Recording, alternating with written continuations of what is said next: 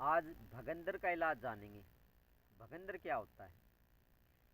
हमारे गुदा द्वार से, लैट्रिन द्वार से जब खून आने लगता है, वहाँ पे जख्म होने लगता है, इसी को भगंदर कहते हैं। तो नमस्ते, मैं पवन यादव झज्जर रामपुरा से इसी को जानेंगे कि भगंदर का क्या इलाज हो सकता है। आपके लैट्रिन के द्वार से गुदा द्वार पे जब जख्म बार बार होता है और खून आने लगता है, इसी को भगंदर कहते हैं। अब ये होता क्यों है, इसका जड़ जानेंगे। काफ़ी लोग कहते हैं जख्म हो गया, काफ़ी लोग कहते हैं आप गलत खाना खाते हैं, आप ज़्यादा गर्म खाना खाते हैं, इसकी वजह से खून आते हैं। बहुत से कारण बताते हैं डॉक्टर्स, लेकिन जड़ नहीं बता पाते। तो जड़ को जानेंगे कि जड़ कैसे ठीक हो। भगंदर की जड़ जाती नहीं है, ऑपरेशन करवा लेते हैं, ठीक करवा लेते हैं, फिर हो जाता है भगंदर। तो भगंदर देखा गया है कुछ टाइम के बाद में लौट के आ जाता है। वो क्यों आ जाता है? क्योंकि हमें उसकी जड़ नहीं पता है। डॉक्टर्स बताते तो हैं, दवाइयाँ भी देते हैं, ऑपरेशन भी करते हैं और ठीक भी कर देते हैं, लेकिन बार बार रिपीट होता है, बार बार वापस क्यों हो जाता है ये भगंदर। इसकी मेन जड़ जानने की कोशिश करेंगे।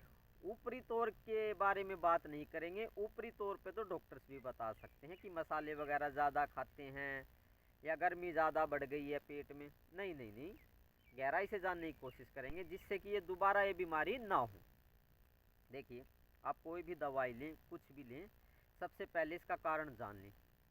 हमारी नाभि के नीचे और लैट्रिन का जो द्वार होता है, गुदा द्वार, वहाँ पे एक प्राण काम करता है, एक शक्ति काम करती है, एक ऊर्जा काम करती है, जिसको अपान वायु कहते हैं, अपान प्राण कहते हैं। जब अपान प्राण कमज़ोर पड़ जाता है, उसमें कमज़ोरी आ जाती है। मान लो हमारे जो अपान प्राण है, जब बच्चा पैदा होता है तो 100% रहता है, उसकी ऊर्जा पूरी रहती है।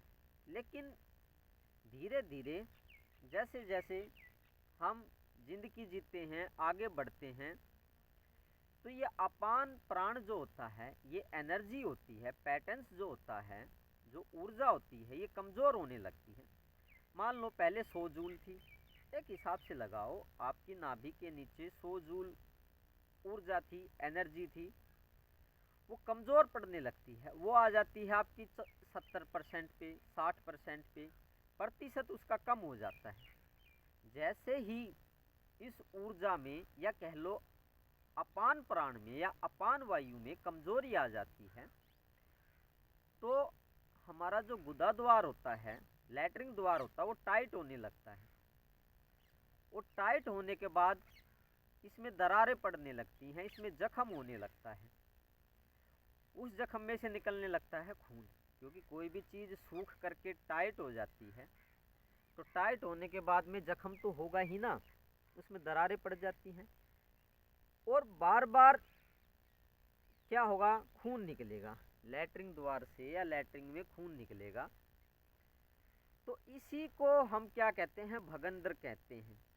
इसको फिस्चुला भी कहते हैं, फिस्चर भी कहते हैं, इंग्लिश में अलग अलग नामों से इसको जाना जाता है। काफ़ी लोग कहते हैं लैट्रिन द्वार से खून आ गया, जख्म हो गए। तो सिंपल आम भाषा में तो यही कहेंगे कि भाई जख्म हो गया है गुदा द्वार पे, लैट्रिन के द्वार पे। तो आपको शायद बात पता हुई होगी कि असल कारण ये है कि आपका जो अपान वायु है, अपान प्राण है, वो कमज़ोर हो गया है। उसकी स्ट्रेंथ को बढ़ाइए, उसको परसेंटेज, उसकी मजबूती को बढ़ाइए।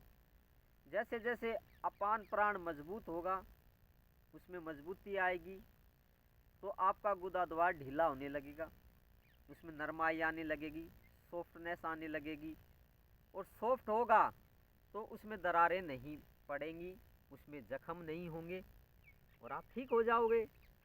तो सिंपल सी बात है, ज़्यादा गहराई से क्यों समझ रहे हो। जड़ को पकड़ो, किसी भी चीज़ की जड़ क्या है। ऊपर के कारण तो बहुत से हो सकते हैं और डॉक्टर्स बहुत से बता सकते हैं, आयुर्वेद में वेद जो होते हैं वो भी बहुत से कारण बता सकते हैं, लेकिन इसकी असल जड़ है आपकी शक्ति कमज़ोर हो जाना। नाभि के नीचे की और गुदा द्वार के बीच में जो शक्ति है, ऊर्जा है, वो कमज़ोर हो गई है, उसी की वजह से ये जख्म हो रहे हैं। या वो शक्ति ठीक से काम नहीं कर रही है, या अपान प्राण ठीक से काम नहीं कर रहे हैं। और जब प्राण ठीक से काम नहीं करेंगे तो कोई ना कोई डिफेक्ट पैदा करेंगे, कोई ना कोई बीमारी पैदा करेंगे, कोई ना कोई जख्म पैदा करेंगे, या आपके जो गुदा द्वार है, लैट्रिन द्वार है, वो टाइट हो जाएगा, उसमें जख्म हो जाएगा, उसमें मस्से पड़ेंगे। तो ये सारे इस शक्ति की वजह से है। और बाकी तो डॉक्टर्स काफ़ी बताते हैं, उनसे आपने भी देखा होगा परमानेंट इलाज नहीं हो पाता है, कुछ टाइम के लिए आराम हो जाता है, फिर हो जाता है, फिर खून आने लगते हैं, बार बार रिपीट होता है। तो ये सिर्फ उसी की वजह से है। तो शायद आपको समझ में आया होगा कि जो ये अपान प्राण है, अपान वायु है, यही इसका रूट कोज है, यही इसका असली कारण है। तो अपान वायु को मजबूत कीजिए, मजबूत करोगे, इसकी स्ट्रेंथ बढ़ाओगे, इसकी मात्रा को बढ़ाओगे। अपान वायु की मात्रा को बढ़ाने से भगंदर ठीक हो जाता है। जब इसकी मात्रा कम होती जाएगी तो वहाँ की जो सिस्टम है, वहाँ की जो आते हैं, वहाँ का जो गुदा द्वार है, वो टाइट हो जाएगा, ढंग से काम नहीं करेगा, अच्छे से काम नहीं करेगा। तो वहाँ की बीमारियाँ तो पैदा होंगी ही, खून तो आएगा ही, जख्म तो होंगे ही, गुदा द्वार तो टाइट होगा ही। तो आयुर्वेद को आराम से समझे, ढंग से समझे, जड़ पकड़ने की कोशिश करें। जड़ पकड़ोगे तो जड़ का इलाज कर पाओगे। तो आप कोई भी ऐसी दवाइयाँ लीजिए जिससे कि अपान वायु मजबूत हो, उसकी मात्रा बढ़े, या इस शक्ति की मात्रा बढ़े, इस शक्ति में बढ़ोतरी हो। जो सुंडी होती है, नाभि होती है, इसके नीचे जो शक्ति होती है, उसकी मात्रा को बढ़ाइए, शक्ति को। शक्ति बढ़ाओगे तो सब ठीक हो जाएगा और बीमारी की जड़ खत्म हो जाएगी। और ऊपर की बातों पे ज़्यादा ध्यान देने की ज़रूरत नहीं है। अब इसकी किसी तरीके से बढ़ाओ, एक्सरसाइज करके बढ़ाओ, या फिर दवाइयाँ लेके बढ़ाओ, या किसी से समझ के इसकी शक्ति को बढ़ाओ। किसी तरीके से भी आप इसकी शक्ति को बढ़ा सकते हैं। उसके बारे में कैसे इसकी शक्ति को बढ़ाया जा सकता है, इस ऊर्जा को कैसे बढ़ाया जा सकता है, इसके बारे में हम अगले वीडियो में भी बात कर सकते हैं। जड़ मैंने दी है इसकी पता, और इसकी जड़ बताने से आपको भी बात समझ में आई होगी और आप अपना इलाज खुद ही कर सकते हैं। किसी डॉक्टर्स के पास जाने की ज़रूरत नहीं है, किसी आयुर्वेद के आचार्य के पास जाने की ज़रूरत नहीं है। अपने डॉक्टर्स, अपने वेद खुद ही बनो और जड़ का पता करो। Thank you very much. ये जानने के लिए कि जो भगंदर होता है उसका रूट कोज क्या होता है, उसका रामबाण इलाज क्या है, हाँ हम भाषा में कहते हैं रामबाण इलाज, तो वही मैंने समझा दिया है। वैसे तो हम परमात्मा की ही ज़्यादा बातें करते हैं कि परमात्मा की प्राप्ति कैसे हो, लेकिन आप बीमार ही रहोगे तो कैसे परमात्मा को प्राप्त कर पाओगे। इसलिए आपके शरीर को ठीक रख पाना काफ़ी ज़रूरी है। इसलिए मैं बीमारियों के बारे में भी बता देता हूँ। बाकी तो इस चैनल पे और कोई दूसरा कारण नहीं है बीमारियों के बताने का। ठीक रहोगे तभी तो राम भजन कर पाओगे, तभी तो उसकी प्राप्ति कर पाओगे।